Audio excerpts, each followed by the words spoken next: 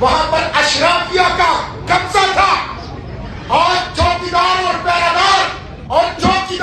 پیرادار کے وفادار چند لوگ پاکستان کے مالک بن چکے ہیں۔ اشرافیہ کے نام پر بدماشیاں پاکستان کے اوپر مسلط ہے، اشرافیہ کے نام پر مافیا پاکستان کے اوپر مسلط ہے۔ اب سیکھو، یہ بلند دوبارہ عمارتیں تمہیں پناہ نہیں دے گی۔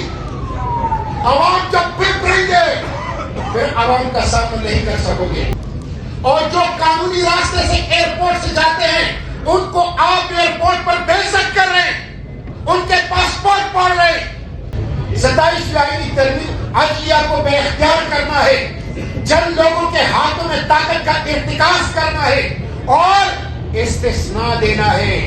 غیر آئینی، غیر شرعی، غیر اسلامی، غیر قانونی، غیر انسانی استثناء جسے پاکستانی کو مسترد کرتی ہے، یہ فاشزم ہے۔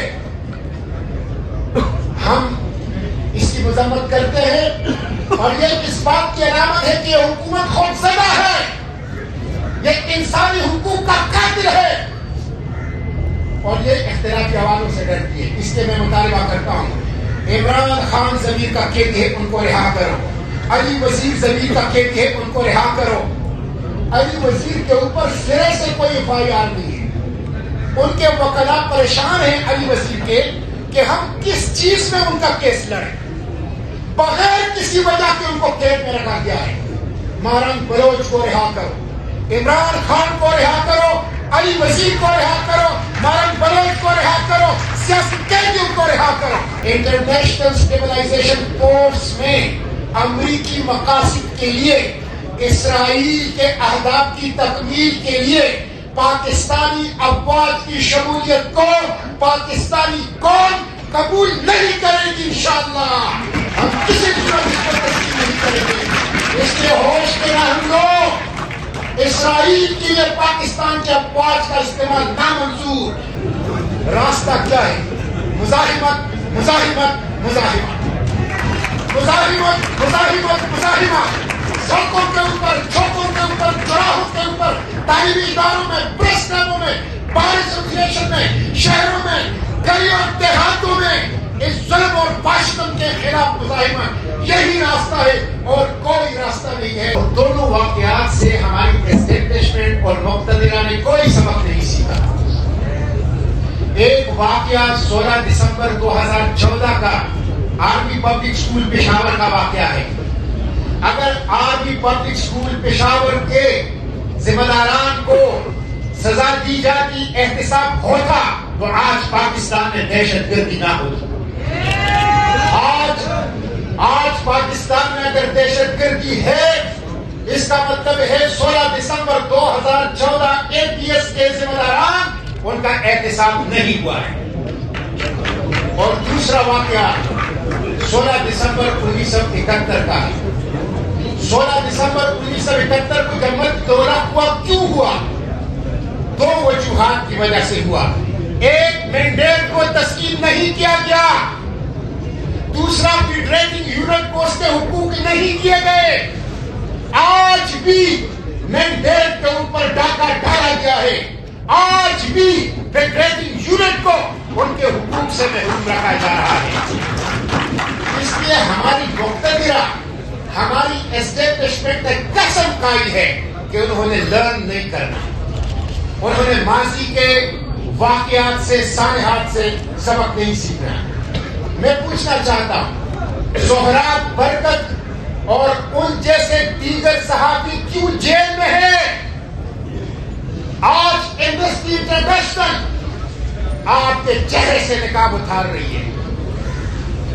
آج میڈیا کے لیے پاکستان گوانٹانامو بے بن گیا ہے، آج پریسنگ چین ہے، آج اختلافی آوازوں کا کلک اٹھا جا رہا ہے، اور اس کے ساتھ صوبائی حقوق نہیں ہے۔ کیوں NFC نہیں دیا جا رہا؟ کیوں لوگوں کو اپنی بجلی کا خالص منافع نہیں دیا جا رہا؟ کیوں 1 کروڑ سے زائد قبائل کو ان کی مالیاتی اور آئینی حقوق نہیں دیے جا رہے؟ اور اس کے ساتھ ساتھ اس وقت ملک کی جو معیشت کی صورتحال ہے، میں اس پہ کیا تبصرہ کروں گا؟ خود हुकूमत जिनसे कर्ज लेती है IMF, उसका रिपोर्ट उसके लिए एक चार्जशीट है। IMF की रिपोर्ट ये बात बताती है कि 6,000 अरब रुपए का करप्शन हो रहा है। IMF की रिपोर्ट ये बात बताती है कि मईशत डूब रही है। IMF की रिपोर्ट ये बात बताती है कि पाकिस्तान की इकोनॉमी पर करप्शन के गहरे बादल छाए हुए हैं। शर्म आती है हमारे हुक्मरानों को। ये वो डोनर एजेंसी बता रही है जो आपकी मईशत को जिसने सहारा दिया हुआ है। बेरोजगारी है। मेरे नौजवान अपनी माँ बहन का जेवर बेच के, ट्रैक्टर बेच के, 5 मरले का घर बेच के इंसान स्मगलर को पैसे देते हैं और समुद्र में मछलियों के खुराक बन रहे हैं। और जो कानूनी रास्ते से एयरपोर्ट से जाते हैं उनको आप एयरपोर्ट पर बेइज्जत कर रहे हैं, उनके पासपोर्ट पढ़ रहे हैं। ये आप मुल्क के नौजवानों को क्या पैगाम दे रहे हैं? न मुल्क के अंदर उनके लिए तालीम है, न मुल्क के अंदर उनके लिए रोजगार है, न मुल्क के लिए उनके अंदर इज्जत है। और जब वो बाहर जाते हैं तो पाकिस्तान के एयरपोर्ट को उनके बेइज्जती के मराकज़ आपने बना दिए। और ये सारे मसाइल हैं मुल्क के, और इन मसाइल पे पार्लियामेंट वो अंगूठा छाप, रबर स्टैंप, गुलाम, स्क्रिप्टेड कार्रवाई का मरकज जारी पार्लियामेंट वो खामोश है। वो अगर कानून साजी करती है तो 27वीं आईनी तरमीम की सूरत में। 27वीं आईनी तरमीम क्या है? 27वीं आईनी तरमीम अदलिया को बेख्तियार करना है, चंद लोगों के हाथों में ताकत का इर्तिकाज करना है और इस्तिस्ना देना है। गैर आईनी, गैर शरई, गैर इस्लामी, गैर कानूनी, गैर इंसानी इस्तिस्ना जिसे पाकिस्तानी कौम मुस्तरद करती है। यह है पाकिस्तान। मैं उस दिन इमरान खान की बहनों से यह कहती के लिए अडियाला जेल के सामने गया। 3 घंटे मुझे लगे, 3 नाकों से मुझे वापस किया गया। अनजाने सुनसान रास्तों पर मैं 3 घंटे के बाद रात 2 बजे उनके पास पहुंचा। वो क्या चाहते थे? वो अपने भाई से मुलाकात चाहते थे। उनका आईनी कानूनी इंसानी हक है। और जब वो मुलाकात नहीं हो रही थी तो वो अपनी लीगल राइट ऑफ प्रोटेस्ट को इस्तेमाल करते हुए वहां धरना किए बैठे। मेरी मौजूदगी में जब वो मुझसे इजरायली जेल में गुजरे हुए अय्याम के वाकयात सुन रहे थे तो उसी वक्त बॉर्डर केबल, लाठियों और पत्थरों से उन बुजुर्ग खवातीन के ऊपर हमला कर दिया गया। ये फाशिज्म है, ये फाशिज्म है। हम इसकी मजम्मत करते हैं और ये इस बात की अलामत है कि ये हुकूमत खौफजदा है, ये इंसानी हुकूक का कातिल है और ये इख्तिलाफी आवाजों से डरती है। इसलिए मैं मुतालबा करता हूँ, इमरान खान ज़मीर का कैदी है, उनको रिहा करो। अली वजीर ज़मीर का कैदी है, उनको रिहा करो। अली वजीर के ऊपर सिरे से कोई FIR नहीं है। उनके वकला परेशान हैं अली वजीर के कि हम किस चीज में उनका केस लड़े, बगैर किसी वजह के उनको कैद में रखा गया है। मारंग बलोच को रिहा करो, इमरान खान को रिहा करो, अली वजीर को रिहा करो, मारंग बलोच को रिहा करो, सियासी कैदियों को रिहा करो। ये अवाम का मुतालबा है। आपने पाकिस्तान को ओपन एयर प्रिजन बना दिया है। एक वसी वरीद के खाना है जो चंद लोग इस कैद खाने के जेलर हैं। पाकिस्तान के 25 करोड़ अवाम इसको मुस्तरद करते हैं। इनकलाब फ्रांस से सबक सीखो, श्रीलंका से सबक सीखो, नेपाल से सबक सीखो, बांग्लादेश से सबक सीखो। वहां पब्लिक अपराइजिंग हुई, क्यों हुई? 4 चीजें एक एक जुमले में बताता हूं। पहली चीज ये थी वहां पर कि जबरदस्त किस्म का माशी बहरान और बेरोजगारी आज पाकिस्तान उसका सामना कर रहा है। माशी बहरान और बेरोजगारी है। दूसरी चीज वहां पर अशराफिया का कब्जा था और चौकीदार और पैरादार के वफादार चंद लोग पाकिस्तान के मालिक बन चुके हैं। अशराफिया के नाम पर बदमाशियां पाकिस्तान के ऊपर मुसल्लत है। अशराफिया के नाम पर माफिया पाकिस्तान के ऊपर मुसल्लत है। ये दूसरी चीज। तीसरी चीज अवाम की तौहीन, जबर, तशद्दुद। आज अवाम को जबर से डील किया जा रहा है, तशद्दुद से डील किया जा रहा है, तौहीन किया जा रहा है अवाम को। और चौथी चीज सियासी रास्तों की बंदिश। जब आप मीडिया का गला घोटेंगे, जब आप पाकिस्तान तहरीक इंसाफ को उस जुल्म के खिलाफ लीगल राइट ऑफ प्रोटेस्ट का हक भी नहीं देंगे, जब आप अली वजीर मारक बलोच को गैर कानूनी तौर पर कैद और जेल के अंदर रखेंगे, तो ये तौहीन है अवाम की। ये चार चीजें आज पाकिस्तान में मौजूद है। इसके सबक सीखो।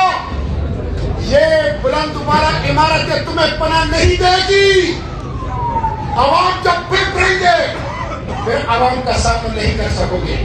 मैं अपनी बात समेटते हुए आखिरी बात ये कहूंगा कि मैं फलस्तीन में अडियाला में भी आपने मुझे बंद कर दिया, कई दफा बंद किया अपने साथियों समेत, और इसराइल के जेल से भी मैं आया। और मैं बता देना चाहता हूं कि 2 स्टार अमेरिकी जनरल की सरबराही में इंटरनेशनल स्टेबलाइजेशन फोर्स में अमेरिकी मकासद के लिए, इसराइल के अहदाफ की तकमील के लिए पाकिस्तानी अफवाज की शमूलियत को पाकिस्तानी कौम कबूल नहीं करेगी। इंशाअल्लाह हम किसी सूरत पर तस्लीम नहीं करेंगे। इसलिए होश में हम लोग इसराइल के लिए पाकिस्तान के अफवाज का इस्तेमाल नामंजूर, अमेरिका के लिए पाकिस्तानी अफवाज का इस्तेमाल नामंजूर। ट्रंप आपके नोबेल पीस प्राइज का हकदार होगा और उसके लिए पाकिस्तानी अफवाज का इस्तेमाल पाकिस्तानी कौम वो तस्लीम नहीं करेगी। मैं आखिरी बात इमरान खान की जो हमें सलमान अकरम राजा साहब ने बताई है उससे इत्तेफाक करता हूँ। रास्ता क्या है? मुजाहिमत, मुजाहिमत, मुजाहिमत, मुजाहिमत, मुजाहिमत, मुजाहिमत। सड़कों के ऊपर, चौकों के ऊपर, चौराहों के ऊपर, तालीमी इदारों में, प्रेस क्लबों में, बार एसोसिएशन में, शहरों में, गलियों और देहातों में इस जुल्म और फाशिज्म के खिलाफ मुजाहिमत, यही रास्ता है और कोई रास्ता नहीं है। इसलिए तमाम सियासी जमातों को, तमाम जमहूरियत पसंद कुव्वतों को, जिस तरह सलमान अकरम राजा साहब ने बताया, अपने सियासी मफादात से बरातर होकर आईन को बचाने के लिए, अवामी हुकूक के लिए एकट करना चाहिए और मुजाहिमत के ऊपर इत्तेफाक करते हुए सड़कों पर निकलना चाहिए। इसके अलावा और कोई रास्ता नहीं है। बहुत शुक्रिया।